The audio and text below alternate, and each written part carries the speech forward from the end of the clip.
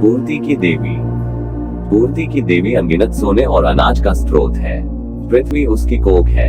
इसी कोख से देवी ने 16 करोड़ देवी देवताओं को जन्म दिया, पर उन सब में उसका सबसे ज्यादा लगाव देवी को अपनी पहली संतान हस्तर से था। हस्तर ने देवी का सोना और अनाज चुराना चाहा।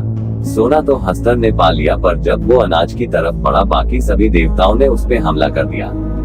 हस्तर का अंत होने ही वाला था कि पूर्ति की देवी ने इसे बचा लिया, एक शर्त पे कि कोई भी उसकी पूजा नहीं करेगा। इसलिए किसी भी वेद या पुराण में हस्तर का नामो निशान नहीं मिलता।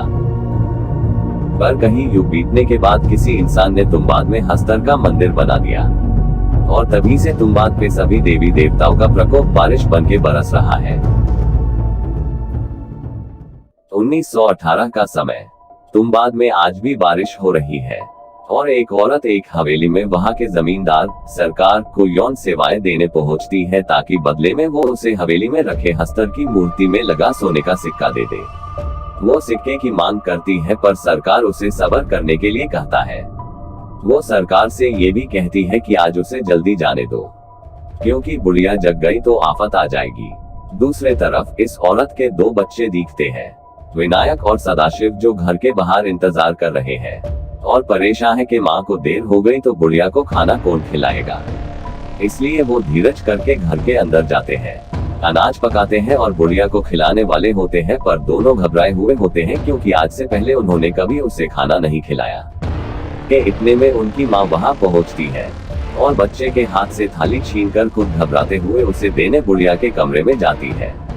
बड़े बेटे विनायक को हवेली में रखे सोने का लालच है। उसे सरकार से सिर्फ तुम्बाद का खजाना चाहिए। वो अपनी माँ से इसी बारे में बात कर रहा होता है कि बुढ़िया खौफनाक आवाज करने लगती है, जिससे वे दोनों घबरा जाते हैं। माँ एक कुल्हाड़ी लेके बुढ़िया के कमरे की तरफ बढ़ती है और कहती है, सो जा वरना हस्तर आ जाएगा। ये सुन वो शांत हो जाती है। कुछ दिन में सरकार की मौत हो जाती है और विनायक की माँ को सोना नहीं मिलता, तो उसकी माँ अपनी बच्चों से कहती है कि वो ये गांव छोड़ रहे हैं, उनके लिए यहाँ कुछ नहीं बचा। पर विनायक को सिर्फ हवेली में रखे सोने से मतलब है। पर तभी विनायक का छोटा भाई गिर जाता है और उसे गहरी चोट आती है। माँ उसे ले वैद्य के पास निकल जाती है और आज बुढ़िया को खाना खिलाने की जिम्मेदारी विनायक पे आ जाती है। दरअसल ये बुढ़िया विनायक की दादी होती है। विनायक को खाना बनाने में देर हो जाती है और दादी जाग जाती है। विनायक को सोने का लालच है और ये जानता है कि सोने का पता दादी को मालूम है, तो वो उसके कमरे में पहुंच जाता है। दादी किसी अधमरे दानव की तरह दिखती है।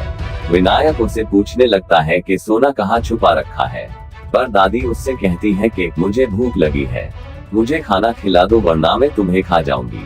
वो खींच के विनायक को अपने कमरे में ले जाती है मार के खाने के लिए। विनायक डर से चीखता चिल्लाता है। तभी उसे माँ के बोल याद आते हैं, सो जा वरना हस्तर आ जाएगा, जिसे सुन दादी वही सो जाती है। कुछ देर बाद माँ बुरी खबर ले आती है कि सदाशिव नहीं रहा। दूसरे दिन विनायक और उसकी माँ गांव छोड़ पुणे चले जाते हैं, पर विनायक का सोने का लालच अभी भी नहीं गया। 15 साल बाद विनायक अब बड़ा हो चुका है और वो तुम्बाद वापस आया है उसी घर में। वो देखता है दादी अभी भी जिंदा है, पर उसके भीतर से अब एक पेड़ उग चुका है। वो दादी से एक सौदा करता है। दादी उसे खजाने का पता बताती है, जिसके बदले वो दादी को मुक्ति देगा। विनायक हवेली जाता है, आटे की गुड़िया बनाता है और कुएं में कूद जाता है। ऐसा वो कई दिन तक करता है। अंत में दादी को मुक्ति देकर वो पुणे लौटता है। वहाँ इसकी बीवी पैसों की कमी की वजह से आटा बनाने का काम करती है, पर अब विनायक तुम्बाड़ से खजाना ले आया है। वो अपने दोस्त राघव, जो अफीम का व्यापारी है, उसकी मदद से 3 सोने की मुद्रा के बदले पैसे ले लेता है। अब उसकी जिंदगी पूरी तरह से बदलने लगी है। वो काफी अमीर हो जाता है। विनायक अपनी बीवी के हाथों पिसा आटा लेके बीच बीच में तुम्बाड़ जाता है और हर बार कुछ मुद्राएं लेके वापस आता है। राघव को विनायक पे शक होने लगता है कि विनायक कहीं चोरी तो नहीं कर रहा या उसे कोई खजाना मिला है। राघव को बहुत सारे पैसे की जरूरत है अंग्रेज को घुस खिलाने के लिए, ताकि वो अपना व्यापार बढ़ा सके। इसलिए वो विनायक के सोने का राज जानने की कोशिश करता है। उसके व्यापार में हिस्सेदार बनने की भी इच्छा दिखाता है, पर विनायक अपना राज नहीं बताता। कुछ दिन बाद राघव एक विधवा लड़की को विनायक के घर ले आता है और विनायक उसे घर पर रख लेता है, क्योंकि विनायक के बीवी को एक काम करने वाली चाहिए। पर एक रात विनायक और ये लड़की फिजिकली करीब आते हैं।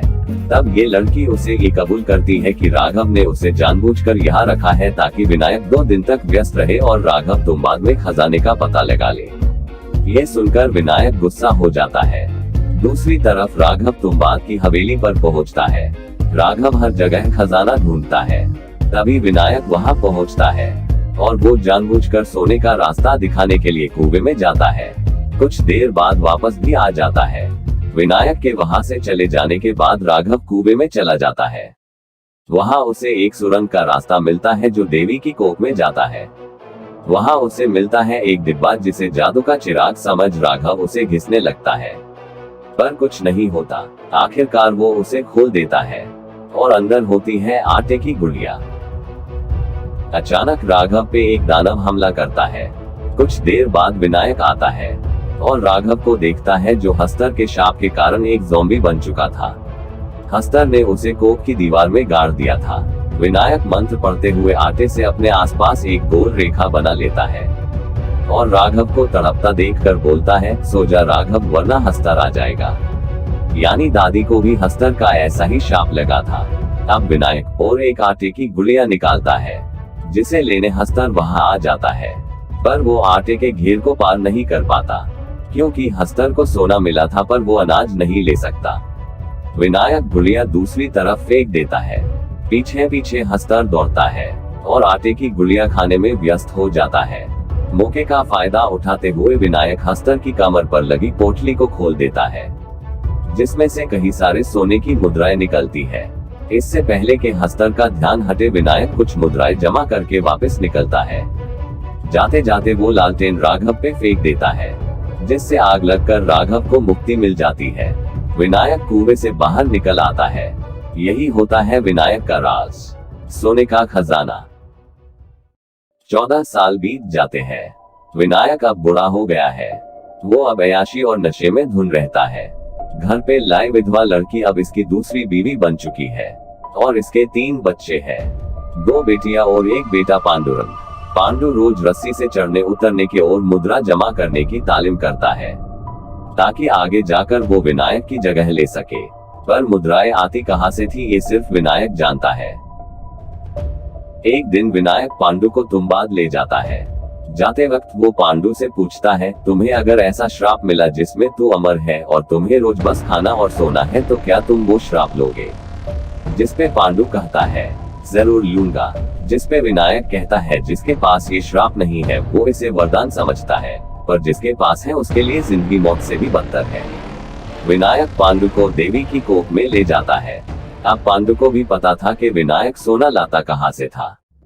इस समय तक भारत आजाद हो गया और तुम्बाड़ की हवेली भारत सरकार के अंडर आ गई। विनायक ने काफी संपत्ति जोड़ तो ली थी पर उसे शक था कि वो काफी होगी या नहीं। तो उसका बेटा पांडुरंग एक सुझाव देता है, हस्तर का सोना उसकी पोटली में है तो क्यों ना उसकी पोटली ही चुरा ले। हम बहुत सी आटे की गुड़िया लेके जाएंगे, वो एक खाएगा तब तक दूसरी फेंकेंगे फिर तीसरी फेंकेंगे और इस दौरान पोटली चुरा लेंगे। विनायक को ये सुझाव अच्छा लगा और दोनों बहुत सारे आटे के साथ तुम्बाद निकल लिए। तुम्बाद जाके ये दोनों काफी सारे आटे की गुड़िया बनाते हैं और उन्हें लेके देवी की कोख में उतर जाते हैं। आटे का घेरा बना के विनायक एक गुड़िया बाहर निकालता है और हस्तर आ जाता है। प्लान के अनुसार वो दूसरी गुड़िया निकालता है और अचानक दूसरा हस्तर दिखाई पड़ता है। विनायक को एहसास होता है कि जितनी गुड़िया होंगी उतने ही हस्तर भी आएंगे। अब बहुत सारे हस्तर घेरे के आसपास जम जाते हैं। कोई हस्तर घेरे के अंदर नहीं आ सकता पर इतने सारे हस्तर होते हुए दोनों बाप बेटे भी घेरे के बाहर नहीं जा सकते। लालच ने इन्हें बुरा फंसाया। माहौल काफी डरावना हो जाता है।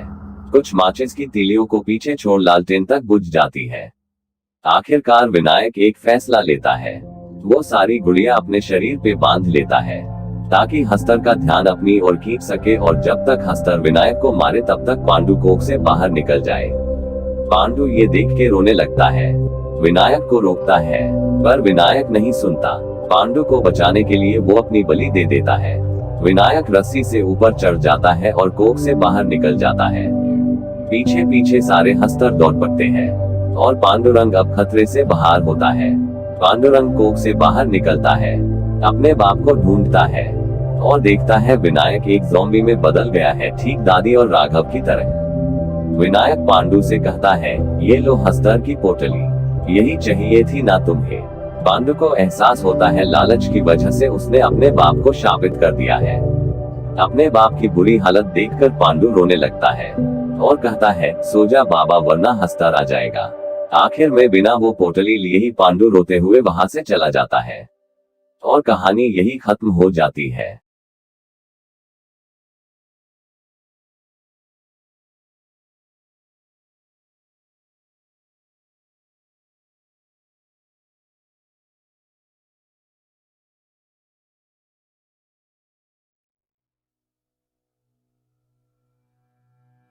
ग्यारह मार्च 2008 की शाम को समाचार रिपोर्टर एंजेला विडाल और उनके cameraman Scott Percival Los Angeles fire department के स्टेशन 27 पर अपना समाचार रिपोर्ट दाखिल कर रहे हैं। रिपोर्ट दर्ज करते समय अग्निशामक जैक और फ्लैचर को पास की एक इमारत से एक इमरजेंसी कॉल प्राप्त होता है। एंजेला और स्कॉट भी उनके साथ बिल्डिंग में जाते हैं। जब वे वहां पहुंचते हैं तो बिल्डिंग का मालिक उन्हें बताता है, लंबे समय से एक कमरे से एक चिल्लाहट आ रही है। अग्निशामक और 2 पुलिस वाले उसकी जांच करने के लिए ऊपर जाते हैं। जब वे वहां पहुंचते हैं तो वे दरवाजे को तोड़ देते हैं और एक कुत्ता बाहर चला जाता है। अंदर वे देखते हैं कि श्रीमती एस्पिनोसा नामक एक बूढ़ी महिला थी और उसका खून बह रहा है। हर कोई धीरे धीरे उसके पास जाता है और उसे शांत करने की कोशिश करता है, लेकिन वह अचानक एक पुलिस वाले पर हमला करती है और उसे खाने लगती है। फ्लैचर उसे कंट्रोल करता है और जैक उस घायल पुलिस वाले को दूसरे पुलिस वाले के साथ बाहर लाता है। जब वे इमारत के मुख्य दरवाजे पर आते हैं तो उन्हें पता चलता है कि इमारत बाहर से बंद है। एक पशु चिकित्सक भी वहीं रहता है। वह इस पुलिस वाले को बचाने की कोशिश करता है। दूसरा पुलिसकर्मी बाहर पुलिस से संपर्क करने की कोशिश करता है, लेकिन उसे वहां से कोई जवाब नहीं मिलता है। लेकिन बाहर पुलिस की गाड़ियों और एम्बुलेंस का लगातार शोर होता है। बाहर से कोई कहता है कि वे उन्हें बाहर निकलने की कोशिश कर रहे हैं। पुलिस अधिकारी को इस बारे में कुछ नहीं पता था। बिल्डिंग के सभी रहने वाले भयभीत हो जाते हैं और यहाँ से वातावरण और भी भयानक हो जाता है।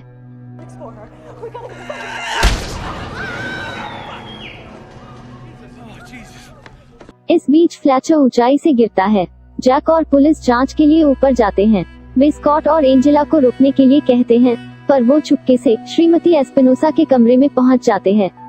वहां से अजीब सी आवाजें आ रही होती हैं। दोनों इतने आगे बढ़ जाते हैं कि एक महिला उनके सामने दौड़ती हुई आती है और दीवार से टकराकर नीचे गिर जाती है। आवाज सुनकर जैक भी वहां पहुंच जाता है। जब वह जांच करता है तो उसे पता चलता है कि महिला मर चुकी है। सामने की ओर श्रीमती एस्पिनोसा खड़ी थी और उसने महिला को मारा, उसके फ्लैचर को भी नीचे फेंका। पुलिस अधिकारी उसे हाथ उठाने के लिए कहता है, लेकिन वह उन पर हमला करती है, इसलिए पुलिस अधिकारी ने उसे गोली मार देता है। इसके बाद सभी निवासियों को उसके कमरे से बाहर निकाला गया और ग्राउंड फ्लोर पर इकट्ठा किया गया। उन्हें कमरे में एक बीमार महिला मिलती है और वो उसे नीचे लाते हैं। उसके कमरे में एक चूहा दिखाई देता है। लोगों को देखते ही चूहे हमेशा भाग जाते हैं, लेकिन यह चूहा स्कॉट को काटने के लिए आता है, लेकिन स्कॉट उसे वहीं कुचल देता है। उस इमारत में एक कारखाना है। जैक उसी शटर को खोलने के लिए जाता है, लेकिन सेना के लोग उसे ब्लॉक कर देते हैं और दरवाजे पूरी तरह से बंद कर देते हैं। अचानक सभी के फोन काम करना बंद कर देते हैं। हर कोई दूसरी मंजिल पर जाने की कोशिश करता है, लेकिन वहां सैनिक उन पर गोली चला देते हैं। पूरी इमारत को धीरे धीरे सील किया जा रहा है। हर कोई पुलिस अधिकारी से पूछने लगता है कि यहाँ क्या चल रहा है और उस पर गुस्सा करते हैं, लेकिन उसकी भी हालत अन्य निवासियों जैसी ही है। आखिरकार नाराज पुलिस अधिकारी सभी पर बंदूक तान देता है। यह देखकर हर कोई उसे परेशान करना बंद कर देता है।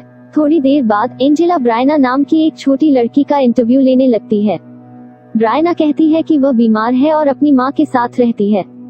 उसके पिता उनके कुत्ते को लेकर बाहर गए हैं क्योंकि वह बीमार है। तभी अचानक फ्लैचर सीधा खड़ा हो जाता है, जबकि उसकी हड्डियां टूटी हुई है और खून बह रहा है। इसे देखकर हर कोई हैरान है। जैक और पुलिस अधिकारी उसे पकड़ते हैं और डॉक्टर उसे नींद का इंजेक्शन देता है।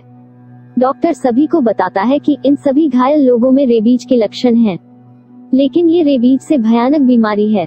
क्योंकि रेबीज के लक्षण दिखने में महीनों लग जाते हैं, लेकिन ये लक्षण कुछ ही मिनटों में दिखाई दे रहे हैं। दूसरी ओर 2 लोग चुपके से जा रहे हैं, लेकिन एंजेला और स्कॉट ने उन्हें पकड़ लेते हैं। वे एंजेला को बताते हैं कि उनके घर में एक टीवी है, वहां से पता लगा सके कि बाहर क्या हो रहा है। जब वे ऊपर पहुंचते हैं तो एक आवारा कुत्ता उनके सामने आता है। यह वही कुत्ता है जो शुरू में कमरे से बाहर भाग गया था। तभी एक दूसरा आदमी लिफ्ट के पास आता है और कुत्ता उस पर हमला करता है। लिफ्ट बंद हो जाती है और एंजेला और बाकी सभी तुरंत भाग जाते हैं। वे तुरंत टीवी चालू करते हैं। खबरें कहती है कि इमारत के सभी वासियों को बाहर निकल लिया गया है। यह सुनकर उन्हें एहसास हुआ कि कोई भी उन्हें यहाँ से निकलने नहीं आने वाला और उन्हें क्वारंटाइन किया जा रहा है। अचानक एक महिला अंधेरे में उन पर हमला करती है। स्कॉट उस महिला को कैमरे की मदद से मार देता है। वे सभी नीचे चले गए और वे जानते हैं कि सीडीसी के लोग इमारत में आ रहे हैं। सीडीसी का मतलब है सेंटर फॉर डिजीज कंट्रोल। हर कोई समझता है कि वे केवल एक रक्त परीक्षण करेंगे, लेकिन डॉक्टर सभी को बताता है कि रक्त परीक्षण का कोई फायदा नहीं है, उन्हें ब्रेन सैंपल लेना होगा। सीडीसी टीम कुछ ही समय में आती है। वे कैमरा बंद करने के लिए कहते हैं। सीडीसी टीम एक कमरे में बीमार लोगों का परीक्षण करती है। स्कॉट और एंजेला यह सब रिकॉर्ड कर रहे हैं। सीडीसी का आदमी फ्लैचर के मस्तिष्क को ड्रिल करता है, मतलब डॉक्टर का बताना सही है, वे ब्रेन सैंपल ले रहे हैं। यहाँ पर मस्तिष्क ड्रिल के बाद भी फ्लैचर जीवित है। यह देखकर सभी तुरंत वहाँ से भागने लगे। इसी दौरान फ्लैचर डॉक्टर को काट लेता है। सीडीसी का आदमी डॉक्टर को वहाँ बंद कर देता है। डॉक्टर का कहना है कि वह ठीक है, लेकिन अगले ही पल वह खिड़की पर खून बिखेरता है और वह दरवाजा तोड़ने लगता है। ये देख के जैक ने तुरंत शटर बंद कर दिया। फिर वे सीडीसी के आदमी से पूछने लगते हैं कि क्या चल रहा है। वो बोलता है कि उन्हें एक पशु चिकित्सक का फोन आया था। उसने एक कुत्ते और उसके मालिक का चेकअप किया था। कुत्ते को एक अलग बीमारी थी जिसके लिए कोई जानकारी उपलब्ध नहीं थी, और यहाँ का पता कुत्ते के कॉलर पर था। यह सुनकर सभी को पता चलता है कि वो कुत्ता ब्रायना का कुत्ता था और ब्रायना भी बीमार थी, इसलिए हर कोई उसे टेस्ट करवाने के लिए कहता है, लेकिन उसकी माँ मना कर देती है। उसी क्षण ब्रायन अपनी माँ को काटती है और भाग जाती है। एहतियात के तौर पर ब्रायना की माँ को सीढ़ी से बांध दिया जाता है और ब्रायना को देखने के लिए सब ऊपर जाते हैं।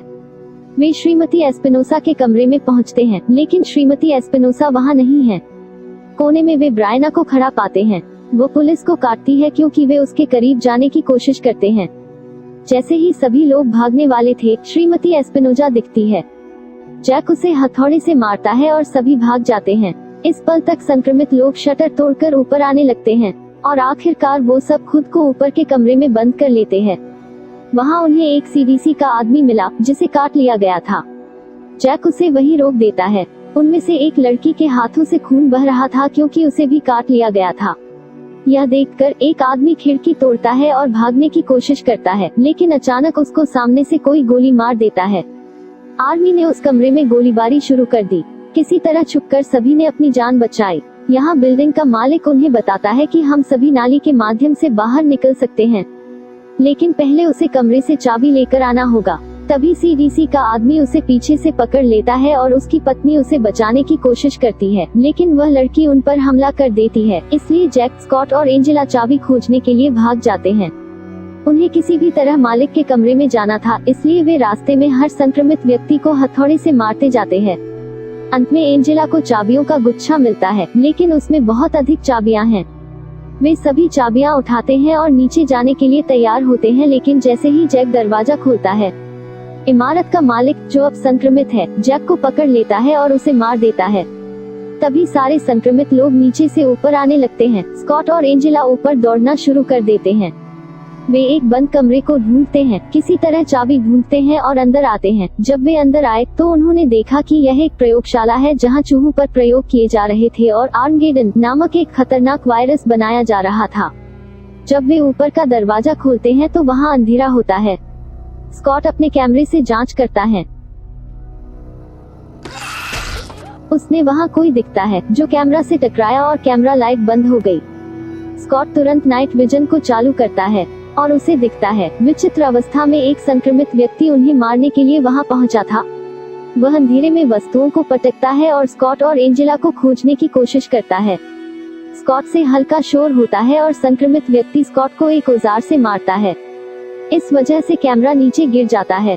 एंजेला डर जाती है। किसी तरह अंधेरे में वह कैमरे की तलाश करती है। वो कैमरा में देखती कि संक्रमित आदमी स्कॉट को खा रहा है। यह देखकर एंजेला चिल्लाती है, जिससे वह आदमी एंजेला की ओर झपटता है। कैमरा नीचे गिर जाता है। एंजेला उसे लेने के लिए जमीन पर रेंगती है, लेकिन अचानक वो आदमी उसे अंधेरे में खींच लेता है और यहीं पर फिल्म का अंत होता है। आखिरकार कोई भी नहीं बचता।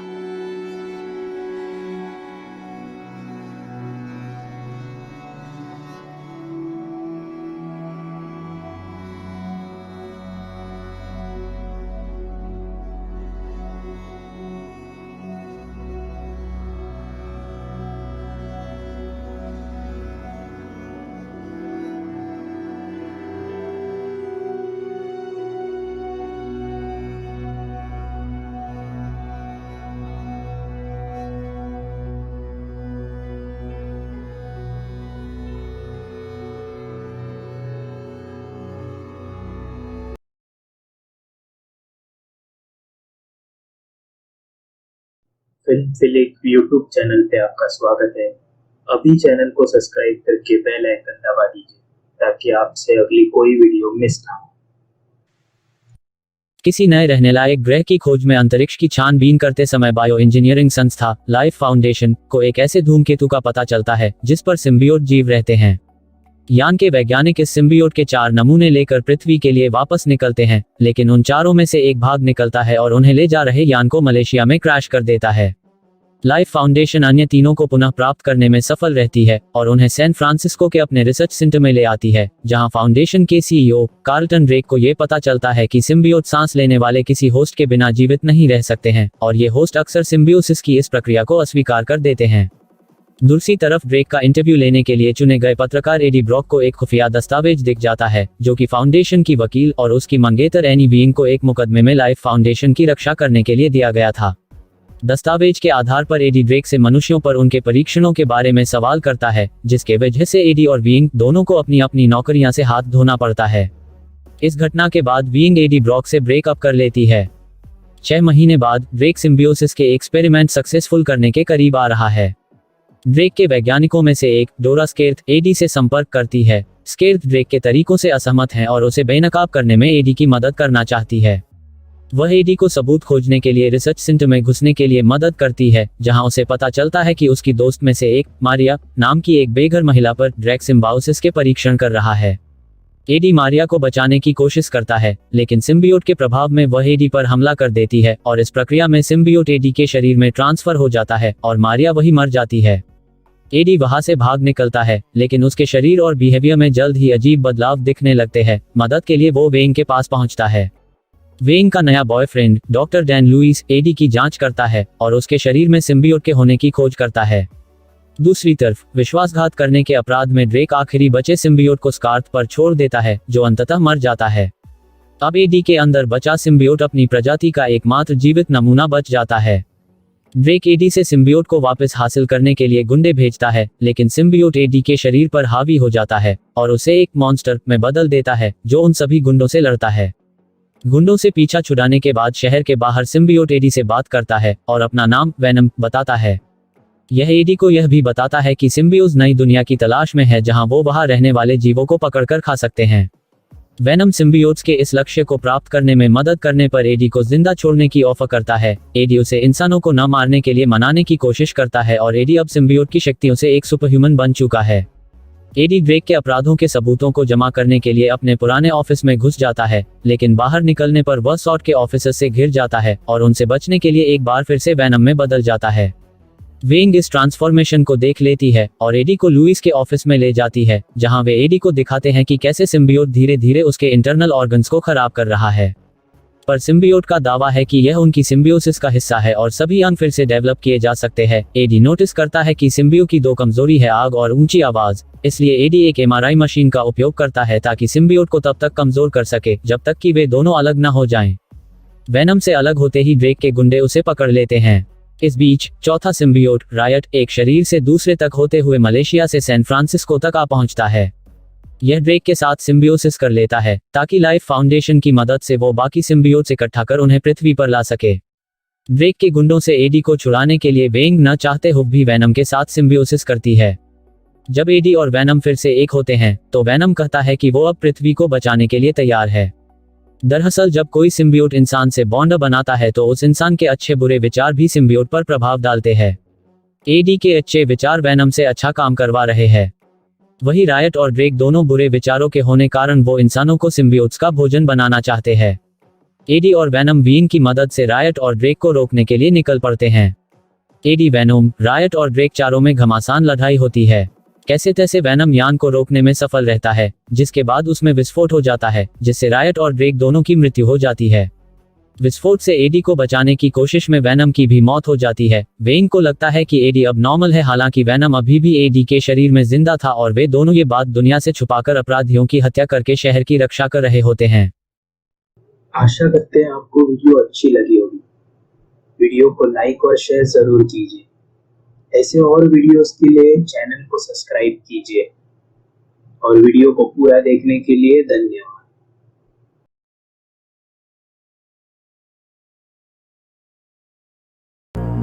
पूर्ति की देवी। पूर्ति की देवी अनगिनत सोने और अनाज का स्रोत है। पृथ्वी उसकी कोख है। इसी कोख से देवी ने 16 करोड़ देवी देवताओं को जन्म दिया, पर उन सब में उसका सबसे ज्यादा लगाव देवी को अपनी पहली संतान हस्तर से था। हस्तर ने देवी का सोना और अनाज चुराना चाहा। सोना तो हस्तर ने पा लिया, पर जब वो अनाज की तरफ बढ़ा बाकी सभी देवताओं ने उस पे हमला कर दिया। हस्तर का अंत होने ही वाला था कि पूर्ति की देवी ने इसे बचा लिया, एक शर्त पे कि कोई भी उसकी पूजा नहीं करेगा। इसलिए किसी भी वेद या पुराण में हस्तर का नामो निशान नहीं मिलता। पर कहीं युग बीतने के बाद किसी इंसान ने तुम्बाद में हस्तर का मंदिर बना दिया और तभी से तुम्बाद पे सभी देवी देवताओं का प्रकोप बारिश बनके बरस रहा है। 1918 का समय। तुम्बाद में आज भी बारिश हो रही है और एक औरत एक हवेली में वहां के जमींदार सरकार को यौन सेवाएं देने पहुंचती है ताकि बदले में वो उसे हवेली में रखे हस्तर की मूर्ति में लगा सोने का सिक्का दे दे। वो सिक्के की मांग करती है, पर सरकार उसे सब्र करने के लिए कहता है।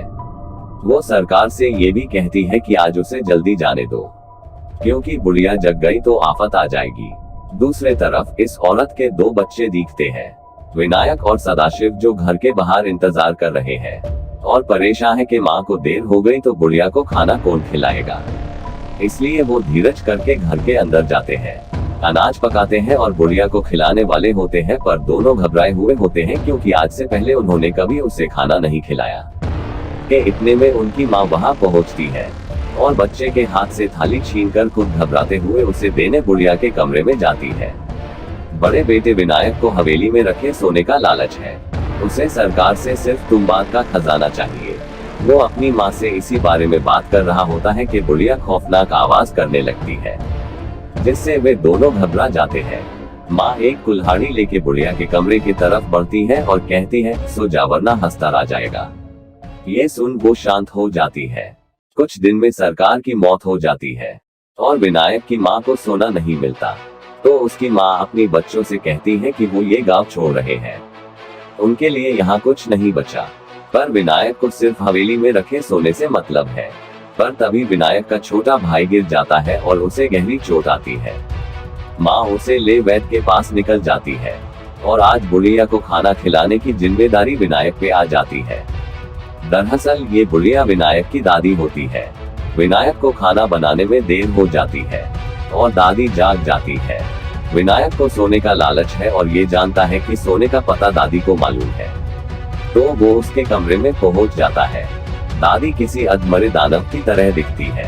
विनायक उसे पूछने लगता है कि सोना कहाँ छुपा रखा है, पर दादी उससे कहती है कि मुझे भूख लगी है, मुझे खाना खिला दो वरना मैं तुम्हें खा जाऊंगी। वो खींच के विनायक को अपने कमरे में ले जाती है मार के खाने के लिए। विनायक डर से चीखता चिल्लाता है।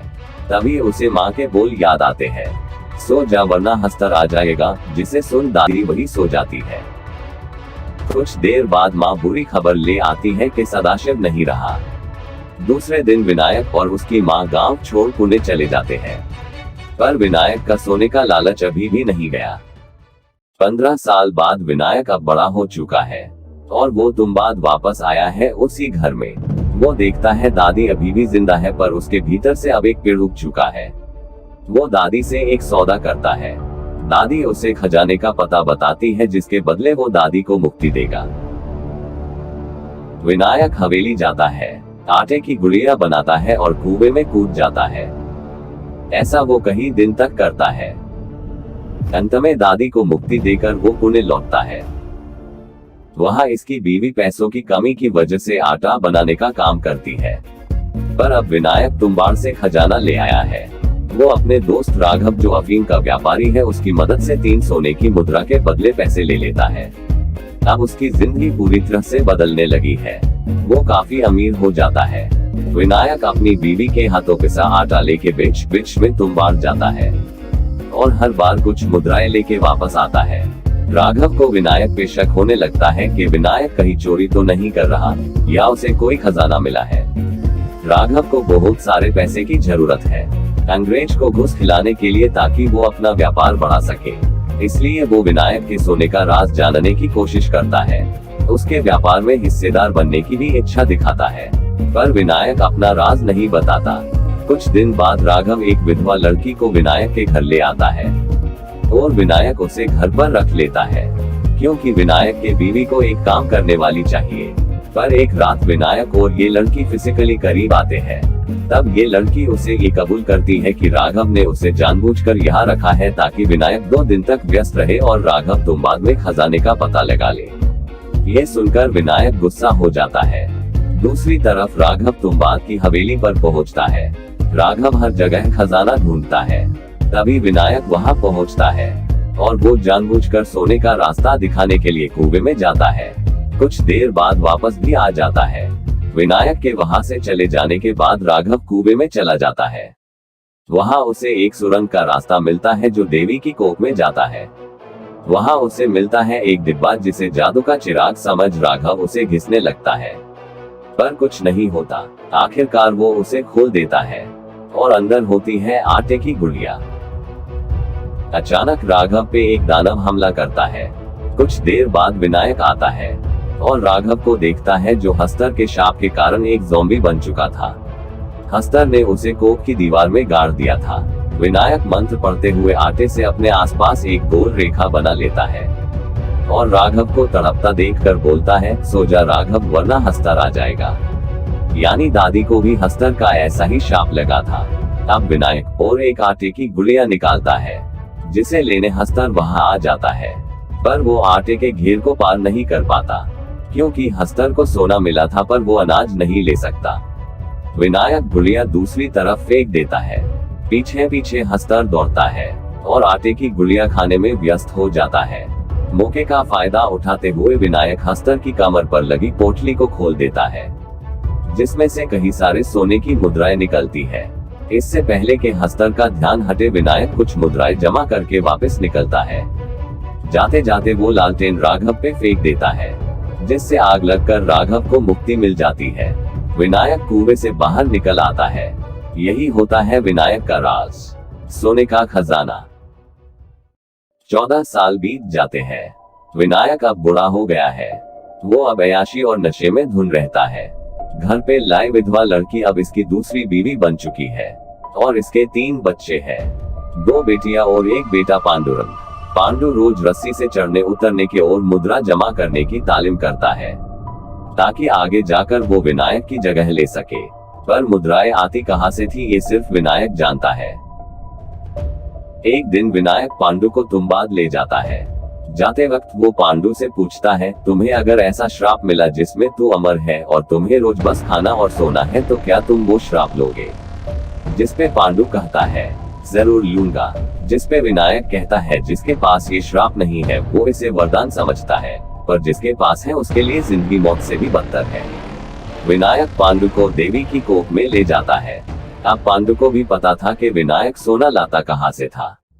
इस समय तक भारत आजाद हो गया और तुम्बाड़ की हवेली भारत सरकार के अंडर आ गई। विनायक ने काफी संपत्ति जोड़ तो ली थी पर उसे शक था कि वो काफी होगी या नहीं। तो उसका बेटा पांडुरंग एक सुझाव देता है, हस्तर का सोना उसकी पोटली में है तो क्यों ना उसकी पोटली ही चुरा ले। हम बहुत सी आटे की गुड़िया लेके जाएंगे, वो एक खाएगा तब तक दूसरी फेंकेंगे, फिर तीसरी फेंकेंगे और इस दौरान पोटली चुरा लेंगे। विनायक को ये सुझाव अच्छा लगा और दोनों बहुत सारे आटे के साथ तुंबाद निकल लिए। तुंबाद जाके ये दोनों काफी सारे आटे की गुड़िया बनाते हैं और उन्हें लेके देवी की कोख में उतर जाते हैं।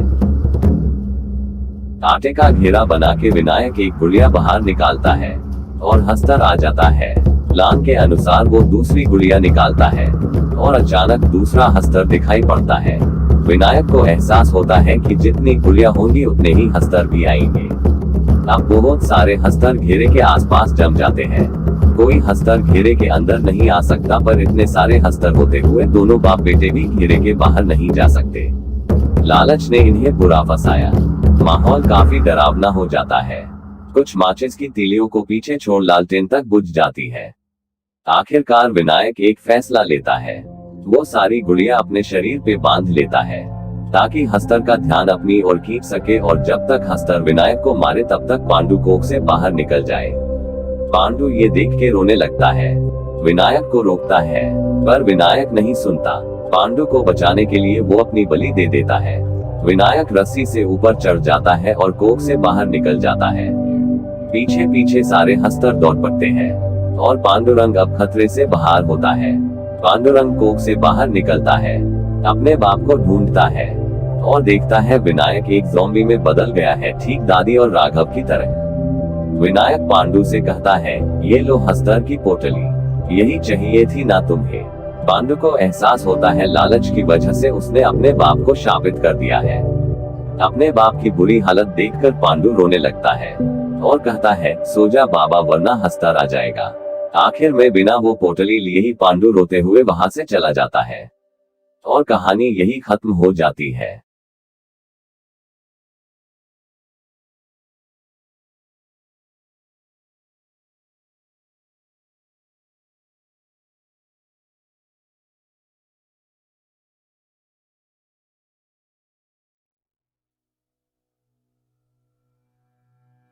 ग्यारह मार्च 2008 की शाम को समाचार रिपोर्टर एंजेला विडाल और उनके cameraman Scott Percival Los Angeles fire department के स्टेशन 27 पर अपना समाचार रिपोर्ट दाखिल कर रहे हैं।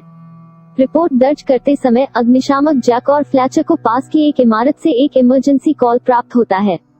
एंजेला और स्कॉट भी उनके साथ बिल्डिंग में जाते हैं। जब वे वहां पहुंचते हैं तो बिल्डिंग का मालिक उन्हें बताता है, लंबे समय से एक कमरे से एक चिल्लाहट आ रही है।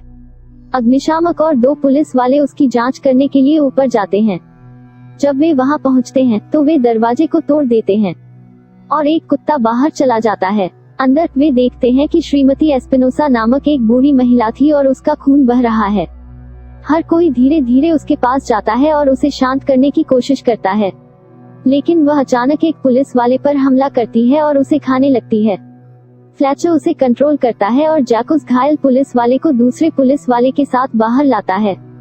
जब वे इमारत के मुख्य दरवाजे पर आते हैं तो उन्हें पता चलता है कि इमारत बाहर से बंद है। एक पशु चिकित्सक भी वहीं रहता है। वह इस पुलिस वाले को बचाने की कोशिश करता है। दूसरा पुलिसकर्मी बाहर पुलिस से संपर्क करने की कोशिश करता है, लेकिन उसे वहां से कोई जवाब नहीं मिलता है। लेकिन बाहर पुलिस की गाड़ियों और एम्बुलेंस का लगातार शोर होता है। बाहर से कोई कहता है कि वे उन्हें बाहर निकलने की कोशिश कर रहे हैं। पुलिस अधिकारी को इस बारे में कुछ नहीं पता था। बिल्डिंग के सभी रहने वाले भयभीत हो जाते हैं और यहाँ से वातावरण और भी भयानक हो जाता है।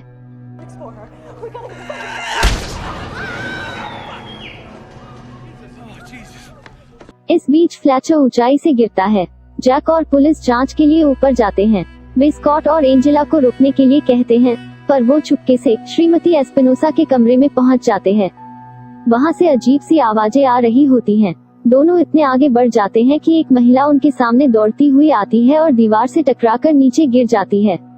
आवाज सुनकर जैक भी वहां पहुंच जाता है। जब वह जांच करता है तो उसे पता चलता है कि महिला मर चुकी है। सामने की ओर श्रीमती एस्पिनोसा खड़ी थी और उसने महिला को मारा, उसके फ्लैचर को भी नीचे फेंका। पुलिस अधिकारी उसे हाथ उठाने के लिए कहता है, लेकिन वह उन पर हमला करती है, इसलिए पुलिस अधिकारी ने उसे गोली मार देता है। इसके बाद सभी निवासियों को उसके कमरे से बाहर निकाला गया और ग्राउंड फ्लोर पर इकट्ठा किया गया। उन्हें कमरे में एक बीमार महिला मिलती है और वो उसे नीचे लाते हैं। उसके कमरे में एक चूहा दिखाई देता है। लोगों को देखते ही चूहे हमेशा भाग जाते हैं, लेकिन यह चूहा स्कॉट को काटने के लिए आता है। लेकिन स्कॉट उसे वही कुचल देता है। उस इमारत में एक कारखाना है। जैक उसी शटर को खोलने के लिए जाता है, लेकिन सेना के लोग उसे ब्लॉक कर देते हैं और दरवाजे पूरी तरह से बंद कर देते हैं। अचानक सभी के फोन काम करना बंद कर देते हैं। हर कोई दूसरी मंजिल पर जाने की कोशिश करता है, लेकिन वहां सैनिक उन पर गोली चला देते हैं। पूरी इमारत को धीरे धीरे सील किया जा रहा है। हर कोई पुलिस अधिकारी से पूछने लगता है कि यहाँ क्या चल रहा है और उस पर गुस्सा करते हैं, लेकिन उसकी भी हालत अन्य निवासियों जैसी ही है। आखिरकार नाराज पुलिस अधिकारी सभी पर बंदूक तान देता है। यह देखकर हर कोई उसे परेशान करना बंद कर देता है। थोड़ी देर बाद एंजेला ब्रायना नाम की एक छोटी लड़की का इंटरव्यू लेने लगती है। ब्रायना कहती है कि वह बीमार है और अपनी माँ के साथ रहती है। उसके पिता उनके कुत्ते को लेकर बाहर गए हैं क्योंकि वह बीमार है। तभी अचानक फ्लैचर सीधा खड़ा हो जाता है, जबकि उसकी हड्डियां टूटी हुई है और खून बह रहा है। इसे देखकर हर कोई हैरान है। जैक और पुलिस अधिकारी उसे पकड़ते हैं और डॉक्टर उसे नींद का इंजेक्शन देता है। डॉक्टर सभी को बताता है कि इन सभी घायल लोगों में रेबीज के लक्षण हैं, लेकिन ये रेबीज से भयानक बीमारी है, क्योंकि रेबीज के लक्षण दिखने में महीनों लग जाते हैं, लेकिन ये लक्षण कुछ ही मिनटों में दिखाई दे रहे हैं। दूसरी ओर 2 लोग चुपके से जा रहे हैं, लेकिन एंजेला और स्कॉट ने उन्हें पकड़ लेते हैं। वे एंजेला को बताते हैं कि उनके घर में एक टीवी है, वहां से पता लगा सके कि बाहर क्या हो रहा है। जब वे ऊपर पहुंचते हैं तो एक आवारा कुत्ता उनके सामने आता है। यह वही कुत्ता है जो शुरू में कमरे से बाहर भाग गया था। तभी एक दूसरा आदमी लिफ्ट के पास आता है और कुत्ता उस पर हमला करता है। लिफ्ट बंद हो जाती है और एंजेला और बाकी सभी तुरंत भाग जाते हैं। वे तुरंत टीवी चालू करते हैं। खबरें कहती है कि इमारत के सभी वासियों को बाहर निकल लिया गया है। यह सुनकर उन्हें एहसास हुआ कि कोई भी उन्हें यहाँ से निकलने नहीं आने वाला और उन्हें क्वारंटाइन किया जा रहा है। अचानक एक महिला अंधेरे में उन पर हमला करती है। स्कॉट उस महिला को कैमरे की मदद से मार देता है। वे सभी नीचे चले गए और वे जानते हैं कि सीडीसी के लोग इमारत में आ रहे हैं। सीडीसी का मतलब है सेंटर फॉर डिजीज कंट्रोल। हर कोई समझता है कि वे केवल एक रक्त परीक्षण करेंगे, लेकिन डॉक्टर सभी को बताता है कि रक्त परीक्षण का कोई फायदा नहीं है, उन्हें ब्रेन सैंपल लेना होगा। सीडीसी टीम कुछ ही समय में आती है। वे कैमरा बंद करने के लिए कहते हैं। सीडीसी टीम एक कमरे में बीमार लोगों का परीक्षण करती है। स्कॉट और एंजेला यह सब रिकॉर्ड कर रहे हैं। सीडीसी का आदमी फ्लैचर के मस्तिष्क को ड्रिल करता है, मतलब डॉक्टर का बताना सही है, वे ब्रेन सैंपल ले रहे हैं। यहाँ पर मस्तिष्क ड्रिल के बाद भी फ्लैचर जीवित है। यह देखकर सभी तुरंत वहाँ से भागने लगे। इसी दौरान फ्लैचर डॉक्टर को काट लेता है। सीडीसी का आदमी डॉक्टर को वहाँ बंद कर देता है। डॉक्टर का कहना है कि वह ठीक है, लेकिन अगले ही पल वह खिड़की पर खून बिखेरता है और वह दरवाजा तोड़ने लगता है। ये देख के जैक ने तुरंत शटर बंद कर दिया। फिर वे सीडीसी के आदमी से पूछने लगते हैं कि क्या चल रहा है। वो बोलता है कि उन्हें एक पशु चिकित्सक का फोन आया था। उसने एक कुत्ते और उसके मालिक का चेकअप किया था। कुत्ते को एक अलग बीमारी थी जिसके लिए कोई जानकारी उपलब्ध नहीं थी, और यहाँ का पता कुत्ते के कॉलर पर था। यह सुनकर सभी को पता चलता है कि वो कुत्ता ब्रायना का कुत्ता था और ब्रायना भी बीमार थी, इसलिए हर कोई उसे टेस्ट करवाने के लिए कहता है, लेकिन उसकी माँ मना कर देती है। उसी क्षण ब्रायन अपनी माँ को काटती है और भाग जाती है। एहतियात के तौर पर ब्रायना की माँ को सीढ़ी से बांध दिया जाता है और ब्रायना को देखने के लिए सब ऊपर जाते हैं। वे श्रीमती एस्पिनोसा के कमरे में पहुंचते हैं, लेकिन श्रीमती एस्पिनोसा वहां नहीं है। कोने में वे ब्रायना को खड़ा पाते हैं।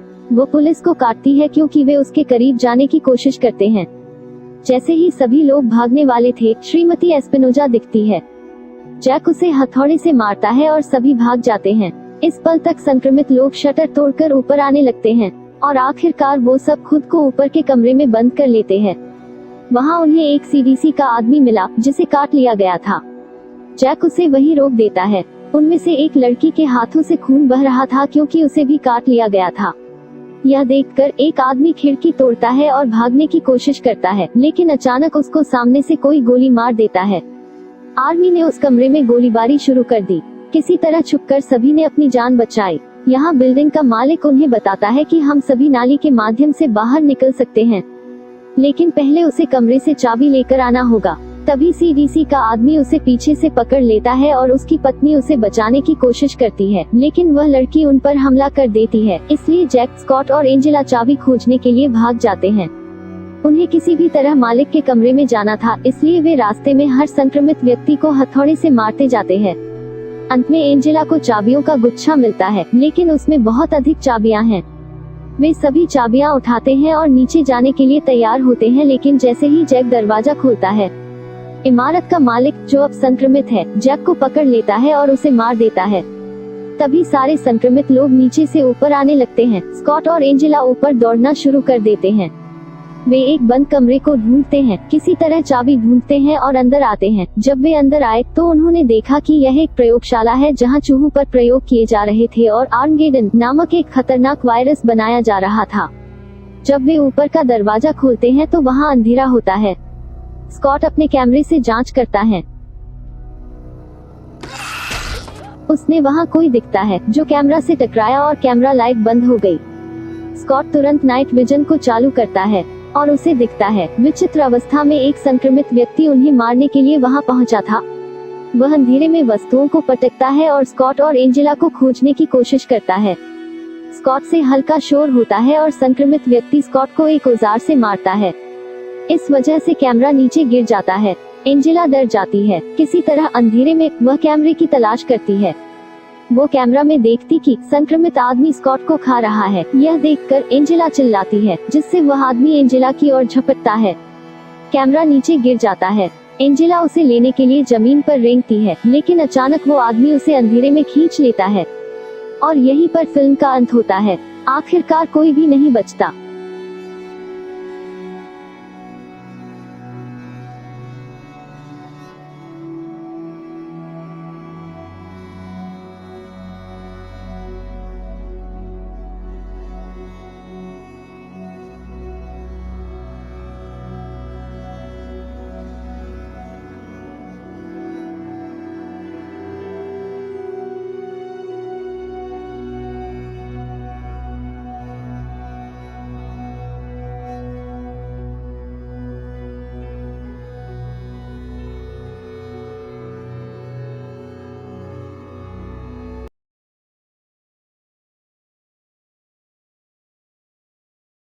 फिल्म फिलिक यूट्यूब चैनल पे आपका स्वागत है। अभी चैनल को सब्सक्राइब करके बेल आइकन दबा दीजिए ताकि आपसे अगली कोई वीडियो मिस ना हो। किसी नए रहने लायक ग्रह की खोज में अंतरिक्ष की छानबीन करते समय बायो इंजीनियरिंग संस्था लाइफ फाउंडेशन को एक ऐसे धूमकेतु का पता चलता है जिस पर सिम्बियोट जीव रहते हैं। यान के वैज्ञानिक इस सिम्बियोट के 4 नमूने लेकर पृथ्वी के लिए वापस निकलते हैं, लेकिन उन चारों में से एक भाग निकलता है और उन्हें ले जा रहे यान को मलेशिया में क्रैश कर देता है। लाइफ फाउंडेशन अन्य तीनों को पुनः प्राप्त करने में सफल रहती है और उन्हें सैन फ्रांसिस्को के अपने रिसर्च सेंटर में ले आती है, जहां फाउंडेशन के सीईओ कार्लटन ड्रेक को ये पता चलता है कि सिम्बियोट सांस लेने वाले किसी होस्ट के बिना जीवित नहीं रह सकते हैं और ये होस्ट अक्सर सिम्बियोसिस की इस प्रक्रिया को अस्वीकार कर देते हैं। दूसरी तरफ ड्रेक का इंटरव्यू लेने के लिए चुने गए पत्रकार एडी ब्रॉक को एक खुफिया दस्तावेज दिख जाता है, जो कि फाउंडेशन की वकील और उसकी मंगेतर एनी बीइंग को एक मुकदमे में लाइफ फाउंडेशन की रक्षा करने के लिए दिया गया था।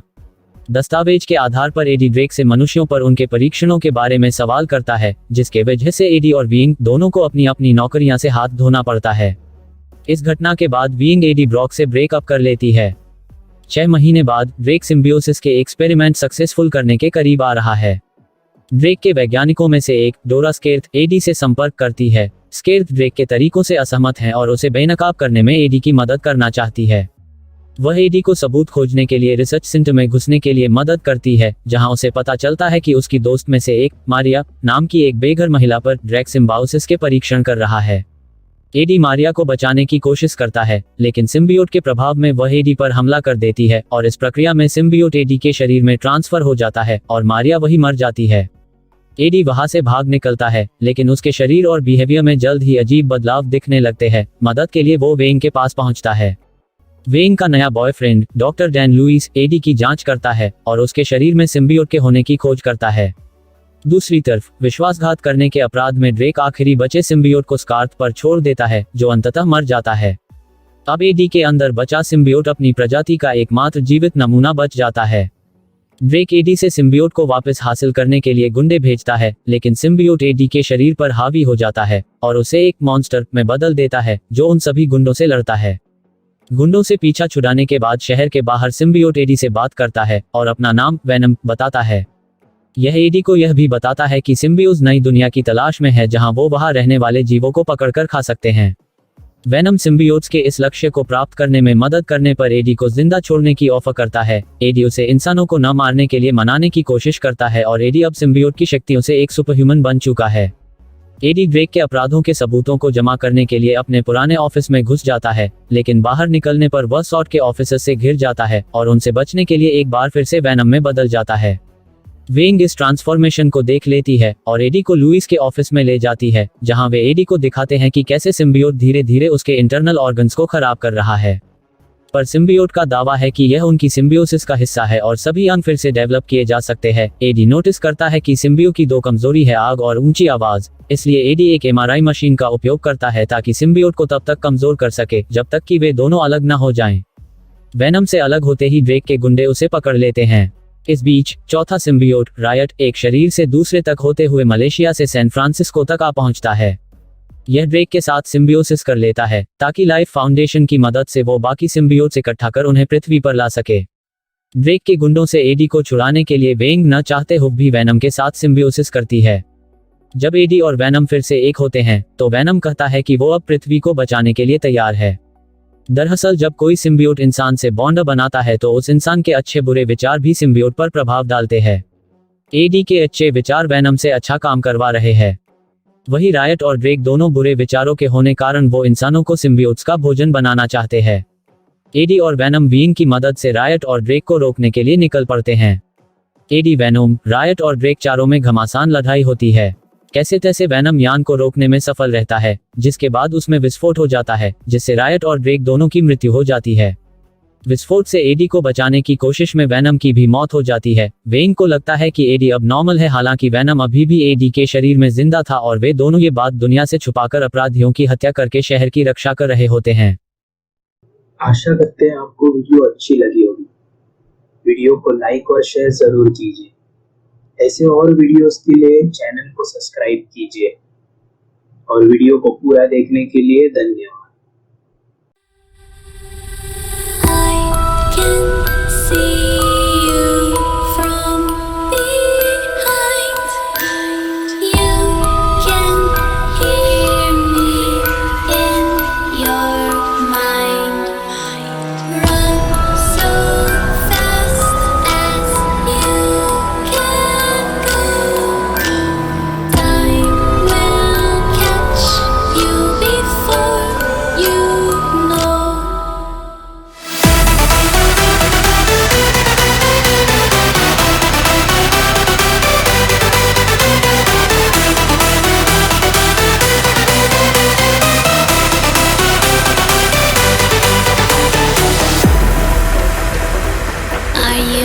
Afraid of the dark?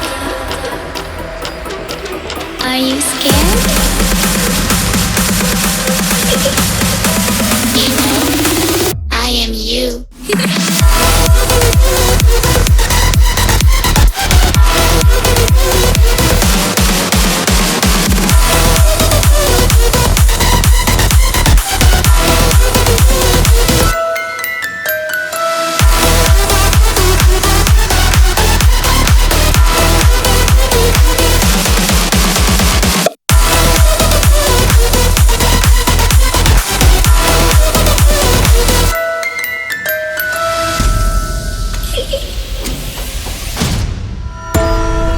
I'm coming closer.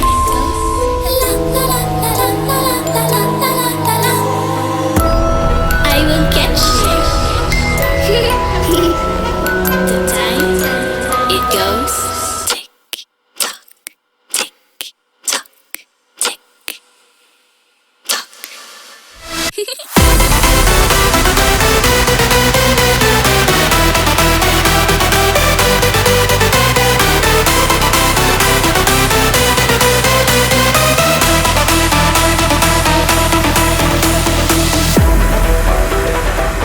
Are you afraid of the dark?